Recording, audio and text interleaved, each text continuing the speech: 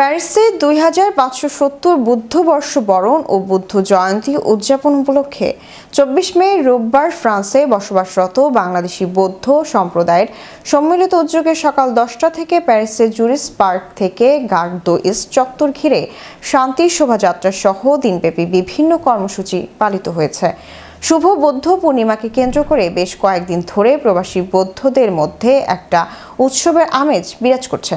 মহামানব গৌতম বুদ্ধের অমীয় বাণী অহিংস বিভেদ ভুলে শান্তির বার্তা বিশ্বব্যাপী ছড়িয়ে দেওয়ার মানসে সকাল সকাল বৌদ্ধরা পরিবার পরিজন নিয়ে প্যারিসের কেন্দ্রস্থল জুরিস পার্কে মিলিত হয়।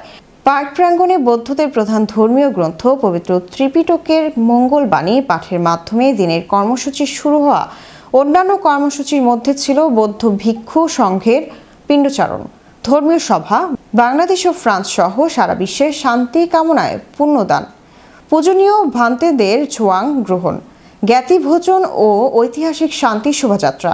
শান্তি শোভাযাত্রা শেষে সম্মিলিত ধ্যান অনুশীলনের মাধ্যমে দিনব্যাপী বুদ্ধ জয়ন্তী অনুষ্ঠানের সমাপ্তি ঘোষণা করা হয়। গৌতম বুদ্ধের শুভ জন্ম, বোধিজ্ঞান ও নির্বাণ লাভ বিশ্বের সব বৌদ্ধ ধর্মাবলম্বীদের কাছে বুদ্ধ পূর্ণিমা নামে পরিচিত। বৌদ্ধ ধর্ম মতে 2500 বছর আগে এই দিনে মহামতি গৌতম বুদ্ধ আবির্ভূত হয়েছিলেন। তার জন্ম বোধি লাভ ও মহাপ্রয়াণ বৈশাখী পূর্ণিমার দিনে হয়েছিল বলে এর অপর নাম দেওয়া হয় বৌদ্ধ পূর্ণিমা, যেটাকে জাতিসংঘ ইন্টারন্যাশনাল ভেসাক ডে হিসেবে ঘোষণা করেছে।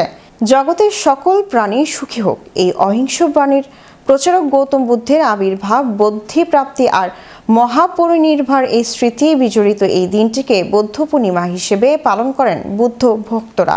এ সময় আয়োজকরা বলেন, মহামতি গৌতম বুদ্ধের শান্তির বাণী বিশ্বব্যাপী ছড়িয়ে দেওয়ার উদ্দেশ্যে প্রথমবারের মতো ফ্রান্সে বসবাসরত বাংলাদেশি বৌদ্ধরা সম্মিলিতভাবে বুদ্ধ পূর্ণিমা উদযাপন করতে পেরে তারা খুবই আনন্দিত ও উচ্ছ্বাসিত।